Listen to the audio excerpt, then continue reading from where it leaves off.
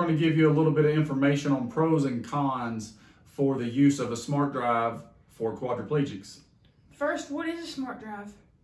A Smartdrive is a power assist for manual wheelchairs, rigid manual wheelchairs, and it is a device that gives manual wheelchair users the added advantage of power, where it takes off relief from the shoulders and it gives you added powers going up hills.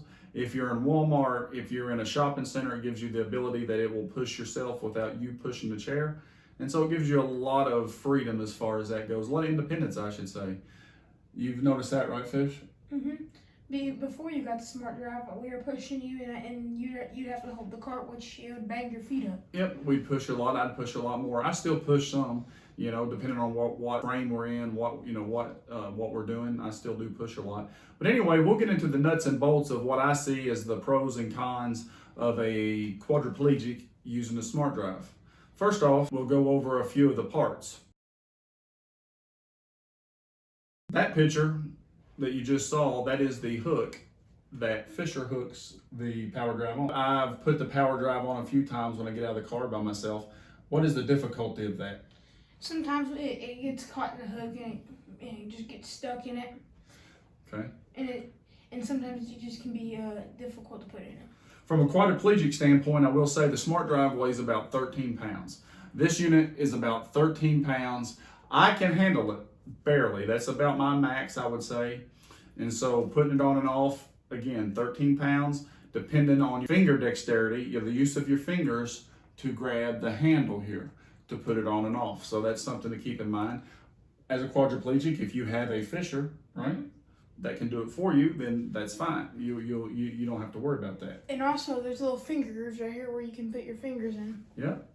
Okay, that's the Smartdrive. We'll get back into it in a minute. Is you have basically like a watch, and this watch basically is a unit that has all the different functions that the Smartdrive does. Two little buttons here on it that you probably can't tell, but that's how you set the functions on the speed or whatever you may be wanting to do. This comes with like a regular watch band. I went to Walmart and I got a Velcro watch band to where I can put it on by myself, which hopefully you can see this. I can put this on because all I got to do is manage to get that loop through, and then I can just tighten it up and it's on. And so I'm ready to go. That is how I do it. Now, this and the power drive are connected via Bluetooth, right, Fish? Mm-hmm. And so now what you got to keep in mind is this part is easy. To make the power drive go in gear with this, it is just, I'm going to use my other arm. Whether you use the side of your wheel on your wheelchair or whether you use your armrest, it's just a simple double tap. And whatever speed you got your power drive on, it will pick up slowly and go. To stop it, again, double tap. It's a very simple thing. You can have different speeds set when you start. If you're going to start off and you got it at a fast speed, you want to go a little slower, it's a double tap and then immediately another tap and it picks up at next slower speed. And so I keep a couple speeds programmed into the device on your wrist that makes that possible. Now, what I see about the power drive that is very questionable for quads is you're going to have pretty good hand function, wouldn't you say, Fish? Mm-hmm. When you're turning corners, sometimes there's going to be somebody on that corner you don't want to run in their legs. That is, Fisher is making a great point. When you're moving, like if you're going through Walmart shopping, you know, people are cutting in front of you, cutting behind you, and so you have to be very careful with that. And when they cut in front of you, you've got to have pretty good, quick, motor function, which my motor function is not great, but you got to be pretty quick on that double tap to stop it. And then on top of that, you still got the momentum going. You've got to be able to grab with your hands and stop yourself. And so that's a little iffy, but when you turn left or you turn right, you've got to have really good grip in your hands to hold the opposite wheel. Now here I'm going to show you a left-hand turn, which I hold the wheel with my left hand and my right hand will be free and it turns you left. Here it is.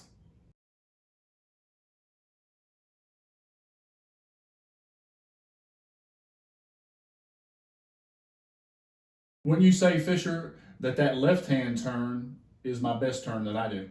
Also, a little tip: get like weightlifting gloves, like the weightlifting gloves, the Gold Gym weightlifting gloves they sell at your Walmart or store, and it'll just give you extra grip and won't rip your hands all to pieces. Exactly. My left hand, I could probably get by without the glove. Now my right hand, as you can see, my left hand, pretty good dexterity, movement, slow, but my right hand, you can see the difference. It stays cramped up a lot more and a lot slower, a lot harder for me to do. So that right hand turn, as we see right now,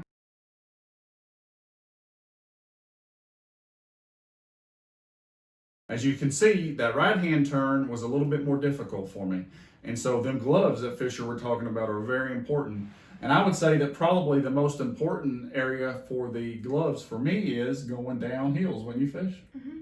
And also, this could, like if you run a car lap Ultima right then, there's a power button, and not all quads could just reach behind it and turn on the power button like that. Yeah. And you're putting yourself at risk because, like, if you have your watch on and you accidentally double tap, there goes your wheelchair. That's a good point, Fisher. When you're using a Smartdrive like that, I always have Fisher turn my Smartdrive off when I'm loading into the car. Regardless if I think I've got my watch turned off or not, I definitely make him turn the Smartdrive off because, you're making a lot of movements, and if I double tap, then I'm running my knees into my door. That's a good point, Fisher. The pros to the Smartdrive that I see as far as a quad is obviously shoulder relief. It takes away from whoever's with you, your fisher, like my fisher, always pushing you in a lot of different situations when your arms get tired. Great positives. It's a great unit. It goes uphill. I have got the independence that I can go up the wheelchair ramp at our house, right, Fisher? Whereas I can't push myself up the ramp, but the Smartdrive allows me to do it, right, Fish? And going down the ramp is another point with the gloves. Yeah. I really hold myself with the gloves, right? So again, good point with the gloves, Fisher. Now, them are some pros of the Smartdrive. I can say the cons for the Smartdrive as far as a quadriplegic goes. Hand function, if you don't have fairly decent hand function, I would stay away from the Smartdrive because it could become very dangerous to you. Because when you're turning the wheelchair, and like I said, when you saw the left hand turn and I'm holding the wheelchair tire with my left hand, you've got to have a pretty good grip.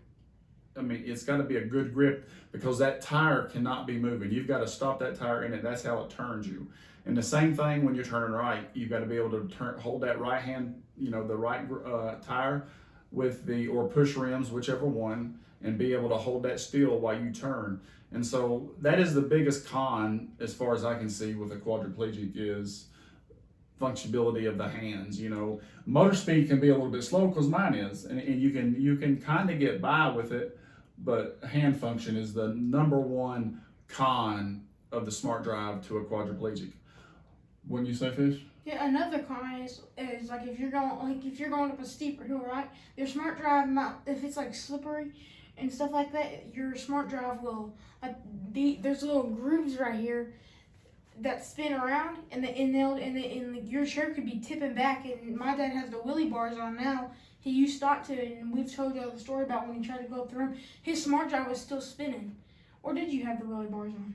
I didn't. That's a good point, Fisher. If you don't have the ability to really hold yourself and stop yourself from going backwards, as a quadriplegic, it is an absolute great point, Fisher. It's an absolute must that you have your wheelie bars, because what happens is if you change terrain, like go from like grass to concrete, and there's a little groove there, or even a groove in concrete, and these rubber wheels on the Smartdrive catches in there, it will throw you back because it catches on them rubber wheels. And then if it's wet, like Fisher said, and it slips and it catches, it will try to throw you back. And so, obviously the wheelie bars that I keep on my wheelchair save me. So as a quad, if you try it out, make sure you have your wheelie bars on, unless you're really, you're really schooled and able to stop yourself from going backwards.